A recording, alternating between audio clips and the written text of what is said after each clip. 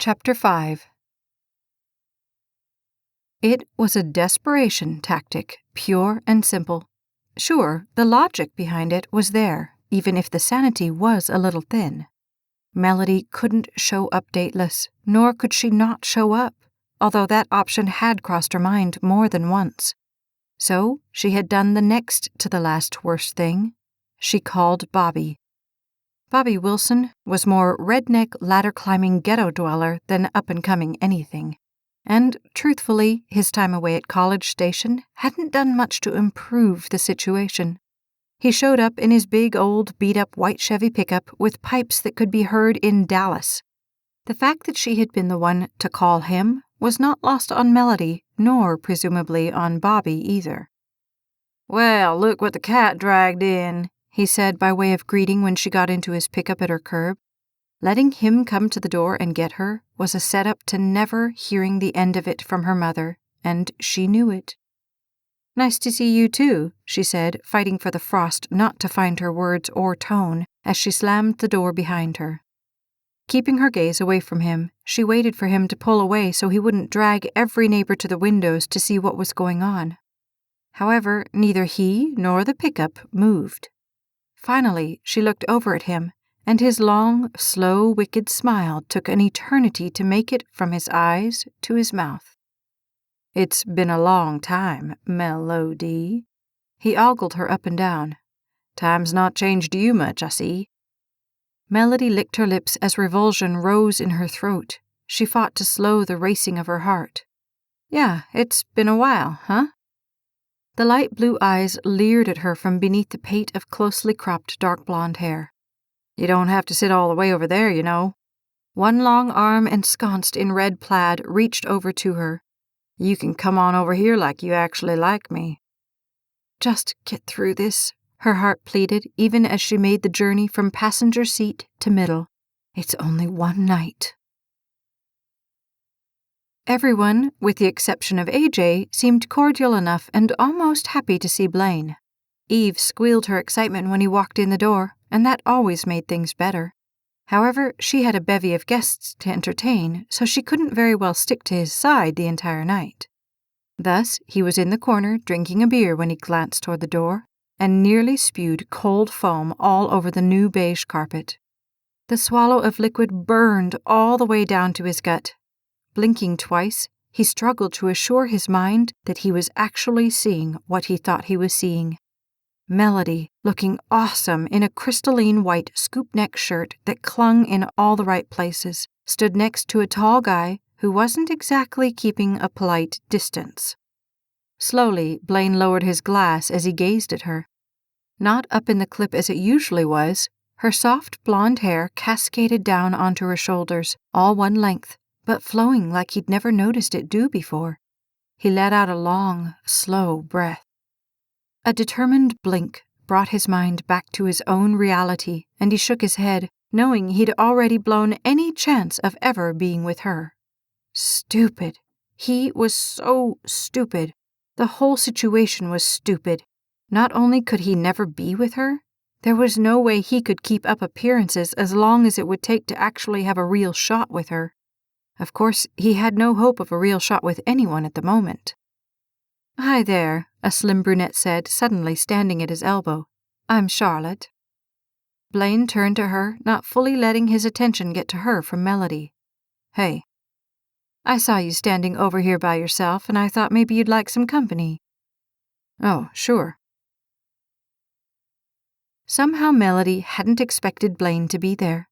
The whole Bobby thing was about getting to AJ, but if she could rub it in Blaine's face too, so much the better. He was standing in the corner with some lithe brunette she had never seen. Either that meant he'd brought a date she knew nothing about, or he was trolling for new conquests. Typical. Turning on her charm, she wrapped her arm through Bobby's. He looked down at her in surprise and chomped his gum twice as a wicked glint went through his eyes. Putting his arm around her all the way down to her hip, he pulled her closer so he could whisper in her ear. "Don't get too fresh. I might have to take you outside right now." Melody wanted to hurl. Instead, knowing they were on display, she reached up and hit Bobby on the chest, leaving her hand there for the benefit of anyone watching. "You'd better watch it." Well, well, look who it is. AJ was suddenly standing right in front of them. His light blue shirt and soft brown eyes made her heart flip, but she kept up the act as if he was just some guy she once knew. "Well, AJ Knight, as I live and breathe." Bobby took his hand away from Melody to shake AJ's hand. It was the least polite handshake she had ever seen. "Bobby," AJ said, barely keeping his disgust under the surface. "I didn't know you were back in town." "Just got back a couple weeks ago." Bobby put his arm back around Melody, and it was all she could do not to cringe. "I hope you don't mind me just showing up like this, but Mel couldn't wait to hook up again." The revulsion on AJ's face when his gaze went from Bobby to Melody was unmistakable. "Oh, really?" He clamped a hard mask of stone over his face. "Well, we're glad you could come."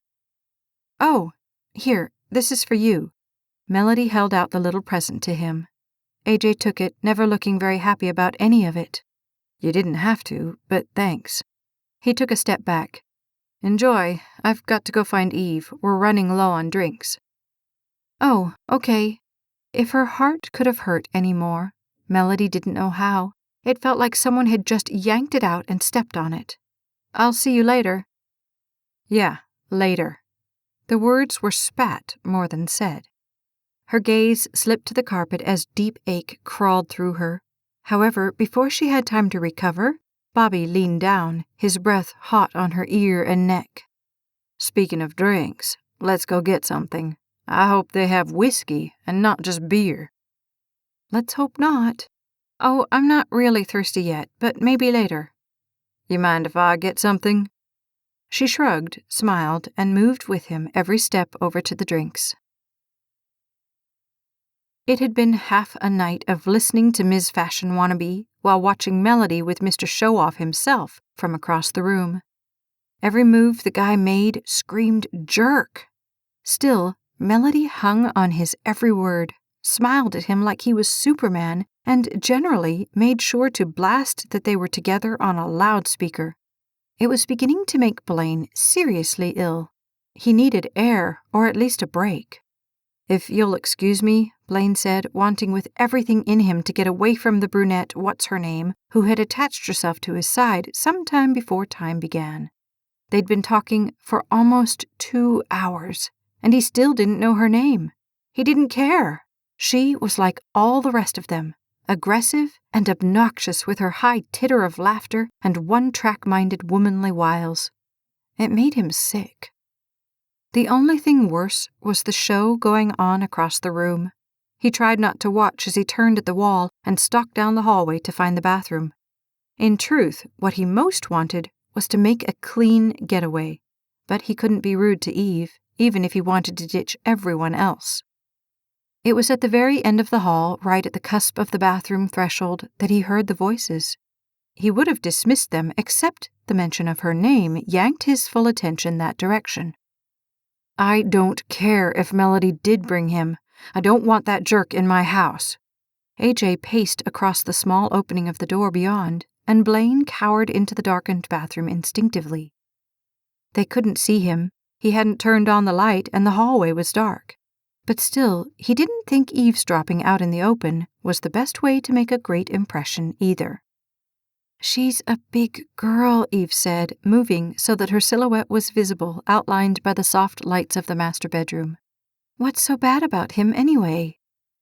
"He about killed her once. I'm not going to stand around and watch him do it again." Blaine sensed movement toward the door, and he ducked into the bathroom just as the door down the hall swung open. Flattening against the bathroom wall, he left the door open enough to be able to hear. AJ plowed down the hallway with Eve right behind him. They stopped on the other side of the bathroom threshold. "AJ, come on. Tonight was supposed to be special." She stopped him by grabbing his elbow and swinging him around. "Lisa and Jeff knocked themselves out to make this nice for us. Please, please don't ruin it." The pleading in Eve's voice was so desperate, it wafted over Blaine's heart as well. "Please." She moved toward AJ, and Blaine let his gaze fall to the darkness. It was such a private moment between the two of them. How could he not? I know you think the world of Melody, and I love you for that. I know you want to protect her, but please don't cause a scene tonight. Tomorrow you can call her and let her know how you feel. What? Am I supposed to just let him have a wide-open shot at her tonight? Eve backed up from the intensity of his voice. Maybe we could, I don't know, do something so she doesn't go home with Bobby, but with someone else. Like who? Except for Dante, who's like 12 years older than her. Maybe Blaine. He's here too. A huge whoosh of air went into Blaine's lungs and clung there. Blaine? Spoiled little rich jerk Blaine? Oh, yeah, like that's an improvement. Eve softened. She really was trying. Come on, AJ. Blaine's a nice guy. You should give him a chance. It was like forever passed before either of them spoke again. There wasn't a fiber of Blaine that had moved, and his muscles had begun to atrophy. Yet how could he move? Not only would they know he had heard everything, AJ's already dim view of him would surely be set in concrete from then on. Fine, AJ spat. Fine, I won't say anything tonight. I'll call her tomorrow. The breath Eve breathed, coupled with the soft kiss she put on AJ's cheek, about did Blaine in. AJ Knight didn't deserve her. He wondered at that moment if any man did. With that, they moved on down the hall. Long after they were gone, quietly, slowly, Blaine closed the door and counted to 70 before he turned on the light. When he did, the first thing he saw was his reflection in the mirror over the double sinks. He wanted AJ not to be right. He would have fought it with his fists had he had the chance. But looking into his own eyes, what did he really see? A guy who was living a flagrant lie and flaunting a life he could only dream of living. With a shake of his head, he dropped his gaze and gave up trying to figure it out. There was no answer. Not a good one, anyway.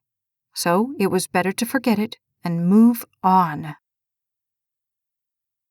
Oh, come on, loosen up a little, Bobby said, holding the glass of Coke mixed generously with whiskey out to Melody.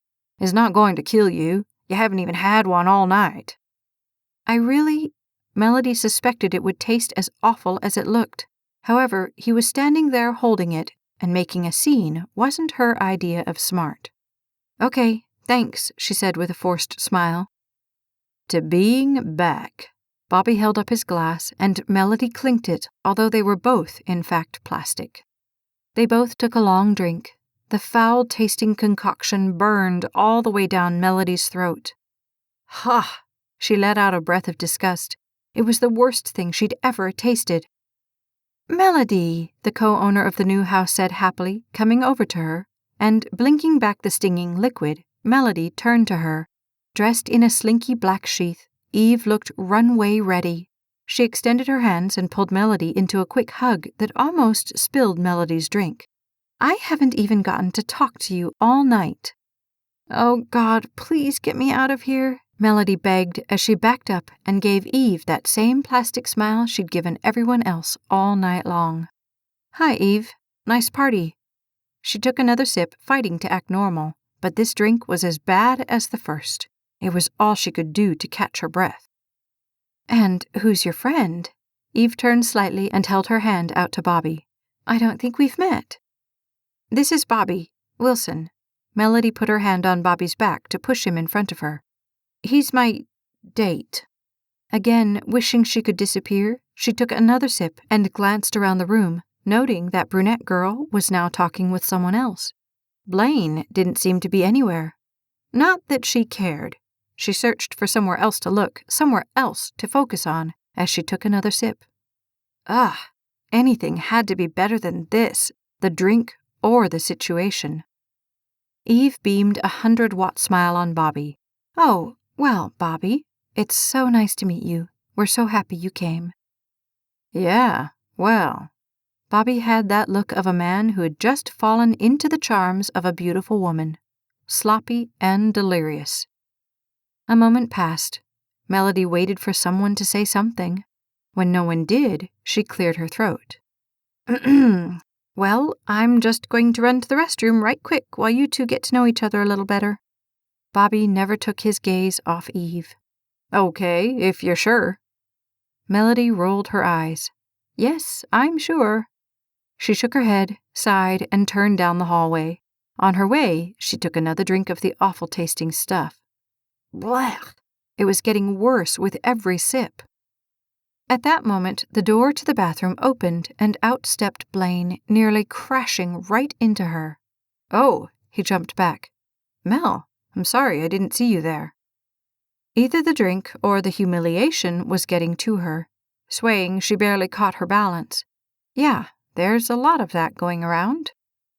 His cheerfulness fell like it had been pushed off of a cliff. Huh? She shook her head and lifted her chin. Never mind. Hi, Blaine. How are you? Knowing it was the way to look coy and casual, she lifted the glass to her lips and took another drink. I was surprised to see you tonight, but then again, you're such the social butterfly. Why should I be surprised, right? She took another sip. The longer he stood there, the more uncomfortable he looked. Listen, Mel, I wanted to say I'm sorry for not getting back to you with the notes.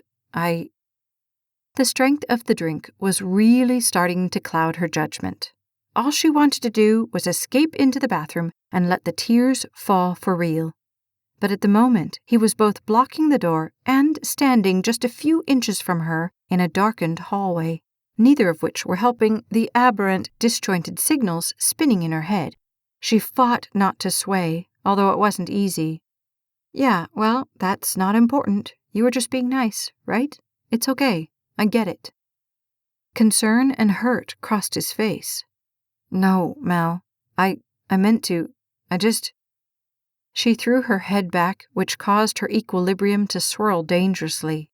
Hey, Blaine, come on. We're not kids here. We both know you had no intention of calling me, although why you wanted my number in the first place is beyond me. Standing there, he gazed at her, searching for something to say, but there was nothing to say. When the truth steps in, it's really hard to lie around it. Listen, I hate to be rude, she said, pulling herself to standing, although she hadn't really moved. But I really need to use the little girl's room. What? He looked around. Oh, sure, of course, I'm sorry. He moved from the doorway, but stood and watched her go in. I really am sorry, Melody. She turned a sad, spinning smile on him. Yeah, aren't we all? And with that, she closed the door. Blaine closed his eyes to the ache shooting through him.